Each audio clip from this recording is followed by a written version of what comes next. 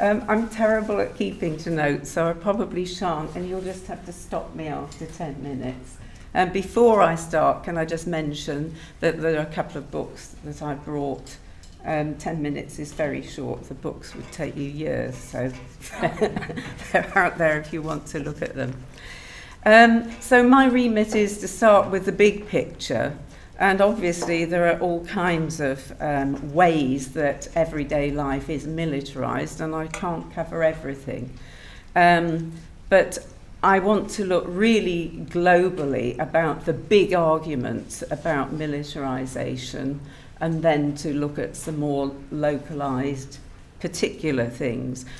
You should know I don't do numbers or facts.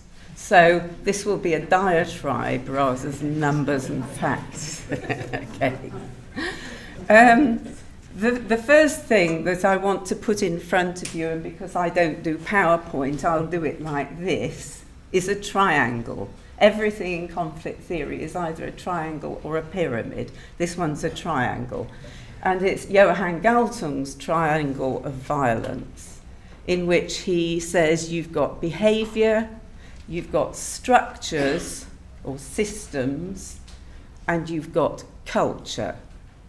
And in this article where he puts this in front of us, he's arguing that culture, which is the culture of violence, is whatever makes violence seem normal, is the most fundamental thing perpetuating violent behaviour and violent structures. And of course these all work together and perpetuate each other. And the good news is that if we start reversing that to a different kind of a culture, it affects all three corners of the triangle. But I will focus in the first instance on culture, which is ways of thinking, norms of behaviour, myths that we have, storylines, academically speaking, discourses, all these things that are taken for granted so that they're invisible to us most of the time. But they are deeply, deeply important, and probably much more important than our reason, unfortunately. But if we can swing it, fortunately. So worldviews are absolutely fundamental in this. So there are various myths, but the biggest myth that I hear always, always, always is there have always been wars. You're silly. I mean, how could you stop what's always been? And of course, there have not always been wars. Anthropological archaeologists, or vice versa, have written a great deal with all kinds of evidence that war as a kind of mass institution of organised violence on a large scale between clear groups, war as an institution, therefore, comes relatively late in human history, a matter of a few thousand years or 20,000 years, but not millions of years. It isn't part of our DNA to fight wars. And that's also, you know, the argument about it's always been like that. It's always twinned with the idea that human beings are innately, desperately violent and lethal to each other. This is the way they are. Well, they can be. We know that. We can see it. It's going on all the time. But I don't know who else watched a recent TV programme, a Horizon programme with Professor Alice Roberts talking about human biology and making the case that human beings, which apparently is a well-reputed case, that human beings are so different from other mammals, and particularly other apes, because we are born at such a very early stage in our development. So whereas apes and other mammals do have very clever learned behaviour, it doesn't go beyond a certain point. And the reason that we have this vast world of the mind and all the things that the mind creates is because most of our development happens outside of the womb, interactively, in community. And this is why we have developed skills, developed, consequently, brains, and all the things that language, which is a key to thought, as a matter of fact, isn't it? I often wonder how my baby grandchildren thought before they could speak. There's a very close relationship. So we have all this learned capacity. Now, if our behaviour and our ways of doing things are so much learned, that means there's all the room for change in the world. If we have different worldviews, as people have over the centuries, we can have different worldviews now. We are not destined to behave in these vastly aggressive ways. Also, if you look at day-to-day life, I'm actually innately a hugely aggressive person. Certainly as a child, I would thwack somebody if they annoyed me first rather than last. I mean, that was an absolutely instinctive reaction. But I have not killed anybody. I haven't even caused serious injury to anybody.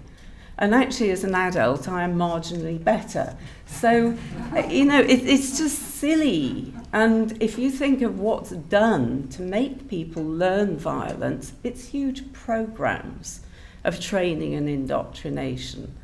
And most of us, most of the time, behave relatively decently, even kindly, we could say. And kindness is what it sounds like. It is what we are programmed to do with our kind. And the argument of many anthropologists is it's our cooperative kindness capacities that have brought us as far as we've come. And obviously the tragedy is we use a lot of our cleverness also for another way of looking at power, which is not about interdependence, which is not about kindness, but is about domination. And in domination, that model of power, you're thinking of the eat or be eaten approach to life. And there's all kinds of guff produced by scientists now about, the selfish gene, and we're programmed to do this horrible stuff to each other. But we don't have to, and it's a silly, silly argument which somehow removes all human responsibility for us, which we feel. And even people who have been trained to kill find it extremely difficult sometimes, and the traumatization of soldiers statistically is done far more by the act of killing than seeing colleagues killed. And there's a lovely story, there's a wonderful book called Humanity by Jonathan Glover, which is about inhumanity, actually, so it's a dreadful and a wonderful book to read. And there's one little story in it which is about somebody who sees a fleeing soldier, and he's been told to shoot. They've all been told to shoot on these fleeing enemies. And this particular enemy's trousers fall down, and he can't shoot him because he recognised himself as that could have happened to me. And what we have to recapture is, and we have it. We don't need to recapture it, but we have to honour it. Our sense of shared humanity, and militarism tries to drive that out, which is why whatever it did for us, even if it made us safe, if we've got any sense of what our lives are about, we would reject it. And I think at bottom, most people know that. So we have something to key into. Where will I go next? This militarisation is very closely related to masculinity. And I think that is a cruelty to men. I really do. And having had two very gentle, mild brothers, I don't buy this thing. about men are innately aggressive and that's their job. I've no idea about the statistics or how you test them. I don't care. I know that we can all be different and we can also join together in particular ways of behaving. And the macho model of power is very much related to patriarchy.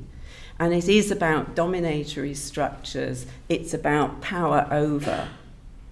And this is very much taken up in the way we do politics.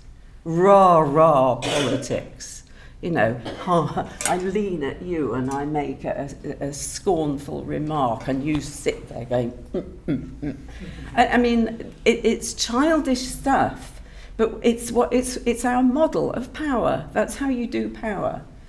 If it's a woman who makes it to be prime minister, everybody's listening, the horrible women prime ministers, they did what they needed to do to be powerful in that milieu. Maybe they were born to it, maybe they weren't. But that's the model. And if you want to be a powerful politician, if you want to go down in history, if you want really to have stepped up to the plate, you have to go to war. 2 minutes, blimey, it's not much. So that's what you have to do. And so it's absolutely embedded. You know, think of William Hague and David Cameron recently. Think of Tony Blair. They wanted to be known, historic statesmen. You go to war. You're there right away. Horrid. Banal nationalism is the other idea I want to raise, which is Michael Billig's way of saying that the kind of unthought nationalism of everyday life, or banal militarism, is a part of that. So Poppy Day, statues of heroes, BBC press always talking about things from our boys doing this and our boys doing that. All those daily things, the silver bullet, it's in our language. It's absolutely embedded in day-to-day behaviour, publicity and so on. Our economy is structured around it. The arms trade, the military economy, the class systems related to the officer class in the army. It's absolutely meshed into everything. And with the current crises we're facing, we somehow have to get away into, it's all about communication, it's all about ideas. So we have to have more creative, cooperative, inspiring ideas to nail what's happening. Not a very nice image, sorry about that. To identify what's happening and to start telling another story, another truth, which is our truth, and we should reclaim it. And we have to harness Carol Ann Duffy, the poet laureate. Did you see her 22 Reasons for the Poll Tax poem? See me afterwards. We get her to write for us.